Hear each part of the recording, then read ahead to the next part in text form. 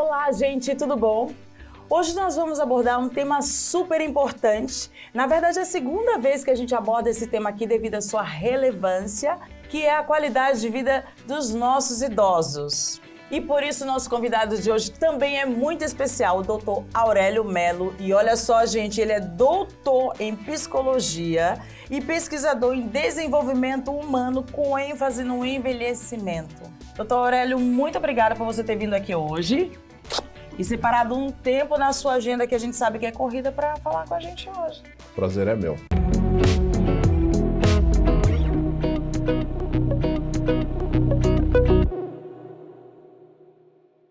Doutor Aurélio, olha que interessante. Segundo as estatísticas, a Organização Mundial da Saúde, em 2050, diz que os idosos vão representar 1/5 da população mundial.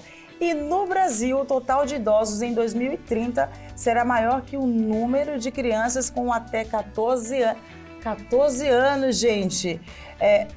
Me fala uma coisa, a sociedade está preparada aí para esse envelhecimento? Eu diria que ainda não, porque nós precisamos nos preparar. Tanto do ponto de vista social, com políticas públicas, nos organizando, como individualmente, né? Que é um grande desafio. Porque 2030 está aí. Se você imaginar que em 2030 a população aqui no Brasil maior de 14 anos vai ser mais idoso do que as crianças. Sim, né? E isso implica mudança de comportamento, Isso implica né? Sobretudo comportamento social, né? Quer dizer, os nossos vizinhos, as pessoas nas ruas, né? Como trataremos os jovens, então, quando eles forem uma minoria, também isso a gente precisa reaprender, não é verdade?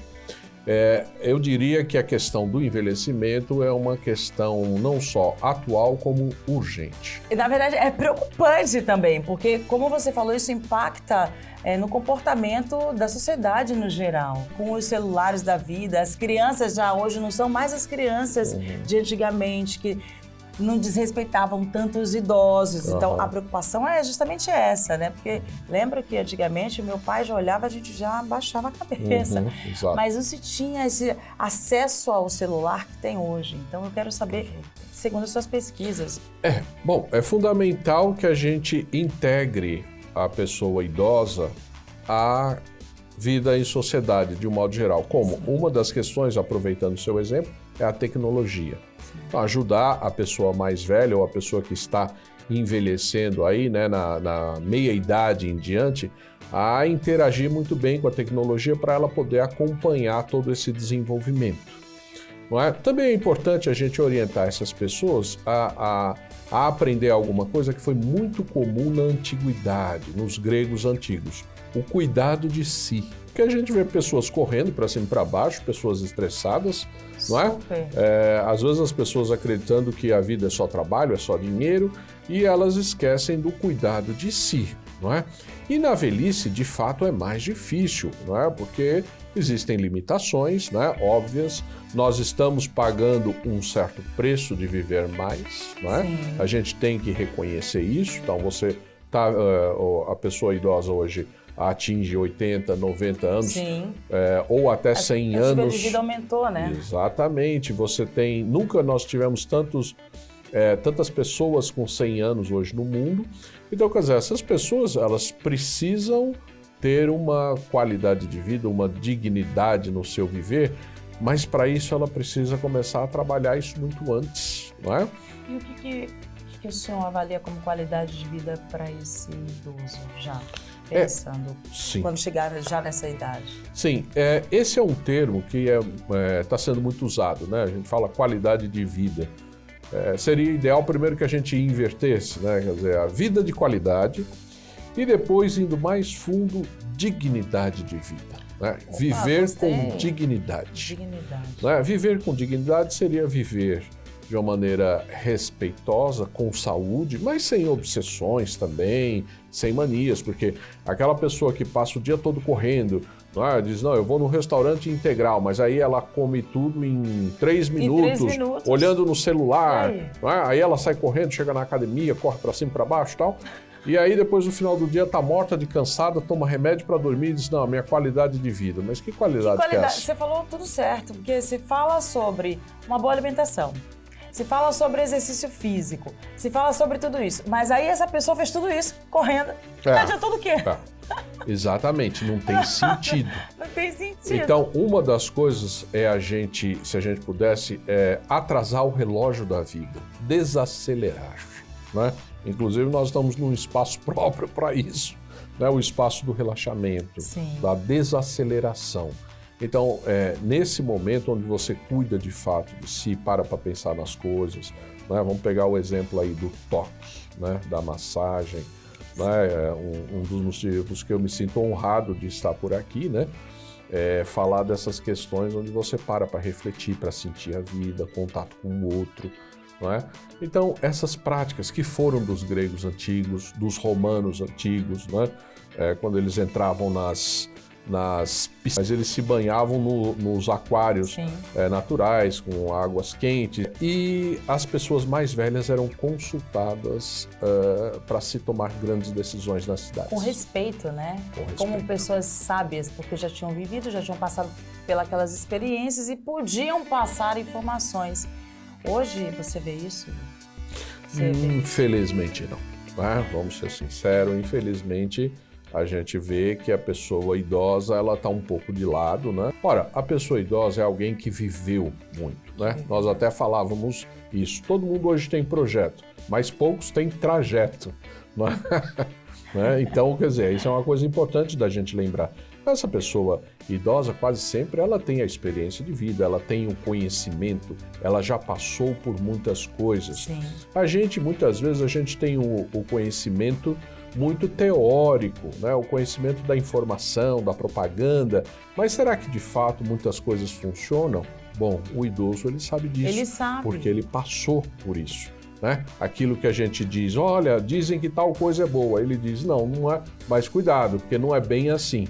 E às vezes você demora para entender o que ele disse. Lá na frente você fala, puxa, agora eu estou entendendo porque eu também passei por isso. E o resgate dessa velhice ideal, ele se dá primeiro você perguntando para essa pessoa idosa o que ela quer de fato, do que ela gosta, não decidir por ela, não é?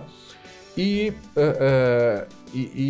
de fato a gente fazer um movimento onde a gente possa valorizar a pessoa mais velha no sentido de todos os valores, tudo aquilo que ela construiu, mesmo que ela hoje esteja lá no cantinho dela, já esteja aposentada, já esteja, vamos dizer, não esteja produzindo o que produziu um dia, mas ela contribuiu muito com a cultura, com o seu tempo. Sim.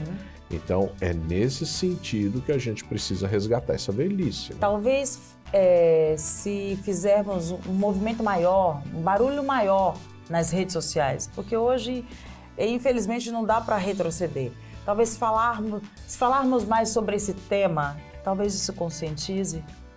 Excelente, né? Então aí a gente integra a questão da tecnologia, como havia dito anteriormente, colocar a tecnologia a favor dessa questão. A favor dessa questão. Né? Descobrir o que existe de melhor na pessoa idosa, que é a experiência. E a experiência no sentido da palavra mesmo, quer dizer, tudo aquilo que muitas vezes a gente trata como teoria e que ele conhece na prática, né?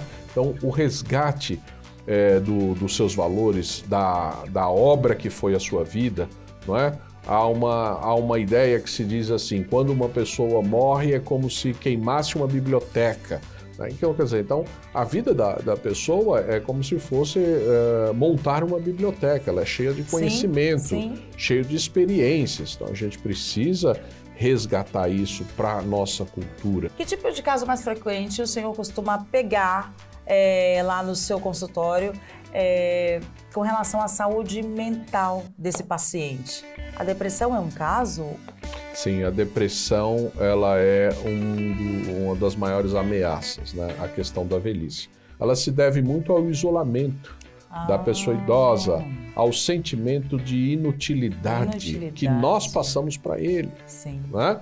Muitas vezes poupando, né? A gente não percebe, muitas vezes, quando os nossos avós, os nossos pais querem fazer parte da nossa rotina, do dia a dia, e a gente fala, não se preocupe, fique aí, você não precisa fazer isso, como se pensando só, olha, eu não preciso dessa ajuda, Mas é importante que ele participe, é Sim. importante o convívio social, né? É importante que ele conviva. Essa é uma questão. Além desse isolamento social, eles se queixam muito do preconceito no dia a dia, nos serviços, né? Quando eles são muitas vezes infantilizados, são tratados como crianças, né? Às vezes a gente acha que está fazendo o máximo, apertando a bochecha do idoso, mas isso chamando ele de coraçãozinho, amorzinho, né? Na verdade você está infantilizando, você está tratando ele como criança, né? Você já falou sobre o toque. E eu particularmente acho muito importante o toque nas pessoas. Mas eu queria te perguntar, no idoso, você acha importante a questão do toque, da massagem em si? Nossa, olha, para você ter Recomenda? Para você ter uma ideia da importância do toque, os meus alunos da graduação, quando eles iniciam o curso de psicologia, eles pensam que psicologia é o que está dentro da cabeça, lá no fundinho, a mente. E aí, quando eu começo a falar da pele, eles se surpreendem. Existe uma literatura ampla, né?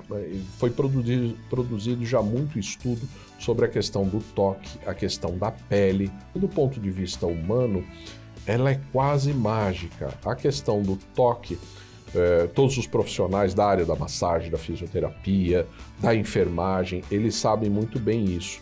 Você pode ser a pessoa mais sisuda do mundo, você profissional, você pode ser uma pessoa de poucas palavras. Você começa a tocar em alguém, seja um enfermeiro, fisioterapeuta, alguém que trabalha com massagem, a pessoa começa a falar. Ela começa a falar de sentimentos, não é falar hoje vai chover, ela começa a falar, né, de sentimentos, de tristezas. E ela começa a criar um vínculo com você. É uma coisa impressionante, né? Então eu diria que o toque, a massagem, talvez seja aquilo que a gente falou, na velhice, uma forma de nós resgatarmos a humanidade, a dignidade, não é? Tá vendo, gente? Ó, nossa massagem relaxante aí nos seus avós. Mas, doutor, olha só, eu já agradeço pela nossa conversa, porque foi uma delícia para mim, agregou muito. Eu espero que para você que está aí nos assistindo também tenha agregado. E agora é o momento sempre do meu convidado. Quando o convidado tem uma bagagem assim grande, a gente deixa ele falar. Eu quero que você fale alguma coisa para essa pessoa que está lá atrás, que está nos ouvindo de repente. Eu queria que você desse um conselho para essa pessoa cuidar desse patrimônio aí, que é tão importante. Fala com vocês. Você que convive com a pessoa idosa, seja seus pais, seja seus avós, seja um tio, seja um colega de trabalho, não é? Pense que muito do que você deve aos seus antepassados, às pessoas velhas, aos idosos. E que um dia você vai ser mais um deles, não é? Então, cuidar dessas pessoas, valorizar, respeitar, promover a dignidade, no fundo é promover a sua dignidade no futuro. E assim a gente encerra nosso vídeo de hoje com muita dignidade aí. Amei as palavras do Dr. Aurélio, foram fundamentais, tocou no meu coração. Eu espero que tenha tocado no seu coração aí. E é isso, gente. Não se esqueça de se inscrever, de apertar aqui, de se inscrever no nosso canal e um beijo até semana que vem. Manda um beijo aí. Beijo.